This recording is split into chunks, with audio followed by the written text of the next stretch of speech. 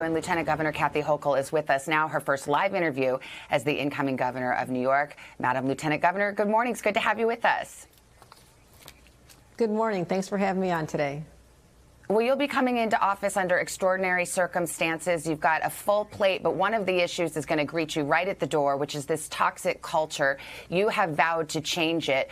What are you going to do? How far are you willing to go to clean house and ferret out bad actors inside the administration? Well, very first steps will be ensuring that anyone who's named in the report released by the Attorney General being involved in any kind of unethical behavior will no longer be part of this administration. They're gone on day one, so let's get that very clear. But secondly, I do believe that we're going to follow the law. I mean, the law prohibits the kind of behavior that was conducted here. And I want to make sure that there's a message that I'm tough. I'm not going to put up with anything that crosses the line or even comes close to the line, because this should be an environment where all people, women, members of the LGBTQ community, anyone is free of harassment, that they can come to work for the people of New York, stay focused, and get the job done. There'll be no more distractions. Yeah, you know, the report has surfaced not only these instances of sexual harassment, but also this larger cultural problem of bullying or intimidation. I mean, you've been a part of this administration for 6 years. Did you ever see any of that? Did you ever have occasion to talk to the governor about it or confront him about it? That was very much an insular situation, what was going on in his office. I think if anyone knows my career, they know that I've not been close to the governor. It's no secret. And my schedule reflects that I spend very little time in Albany except when I'm presiding over the Senate. So I travel.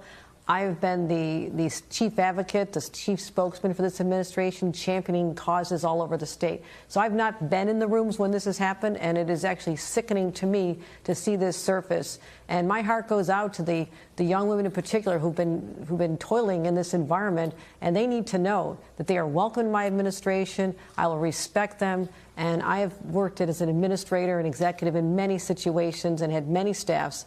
And every one of these individuals that work for me, and I treat them all as family, they would attest that there will be a very different environment here just because of who I am. That's how I am. Do you believe that the state assembly, the lawmakers there, should proceed with impeachment proceedings against Governor Cuomo? I am well familiar with the responsibilities of the different levels of government, the different separation of powers, and I don't believe it's my position to weigh in on that situation. But I have full confidence in the Assembly Judiciary Committee as well as the full Assembly to do what is right. Can I push you on that just a little bit, though? Because, you know, you are coming in as governor, a position of leadership, and there's a divide here. Some say, look, let it go. It's a distraction. It takes resources. It takes time. Others say he should be held accountable and not be able to run for state office again. Where do you come down on that key issue of whether impeachment proceedings should go forward? You mentioned this is a distraction. I want the people of New York State to know that I will not be distracted from job one, which is to fight COVID and bring back our economy. So that'll be going on in a parallel universe, which I'll be observing, but I don't have a voice in this, and I want that process to play out independently of the responsibilities that I will have, which are quite weighty on day one. Let's talk about COVID, because there are some really hot issues being debated right now. One of them is mask mandates, particularly in schools. Just generally, where do you come down? Do you think there should be mask mandates in schools? Well, this is an opinion right now because Governor Cuomo is still in office, and this state only has one governor at a time. But when I become governor, this will be a key issue. And my view is that people will be wearing, children and everyone in a school environment will be wearing masks. That's just an opinion right now. I don't have the authority to make that the policy. And we're going to leave it up to the school districts right now. But we're going to monitor this closely. I mean, I was right there last year monitoring the Western New York side of the COVID response. So I'm well equipped to handle this and make decisions quickly. It's one of my strengths. But also to let the school districts know that we want them to be very involved. There'll be engagement with teachers, and I've already spoke to leadership of teachers unions, parents, healthcare community. I'm going to bring a different approach to this. It's not going to be top down. It's going to be much more collaborative, and I will listen to everyone before I make decisive decisions. Fair enough, and I know there is only one governor at a time. You've got 12 more days, but I think schools are looking for guidance right now, and I'm not sure I actually understood where you come down on whether or not you think there should be mask mandates. In other words, your health department could issue guidance to schools. A lot of local officials have said they'd like to see that guidance. I mean, what's your position on it? I believe that they'll end up being mask mandates. I just don't have the authority at this moment. In fact, I'm meeting the health commissioner in a couple of hours to go over this, and I'll be drawing on all the current data that's available, CDC recommendations, but also we need to be talking to the school districts as well. That hasn't happened in the past, is the way I think it should. We need to find out what their anxiety is, why there's any objection to this.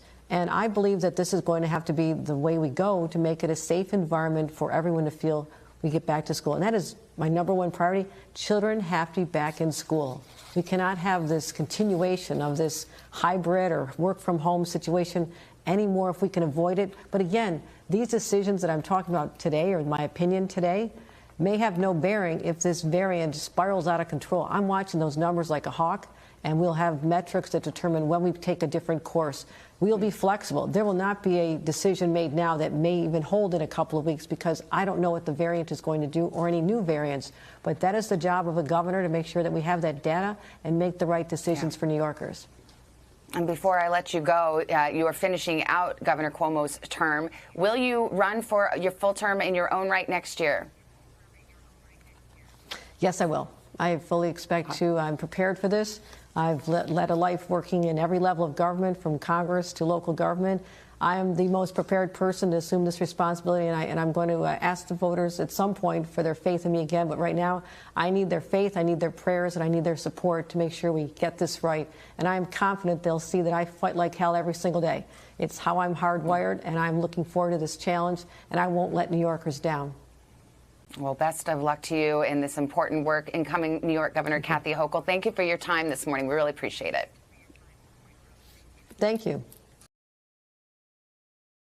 Hey, thanks for watching our YouTube channel. Find your favorite recipes, celebrity interviews, uplifting stories, shop our favorite deals, and so much more with the Today app. Download it now.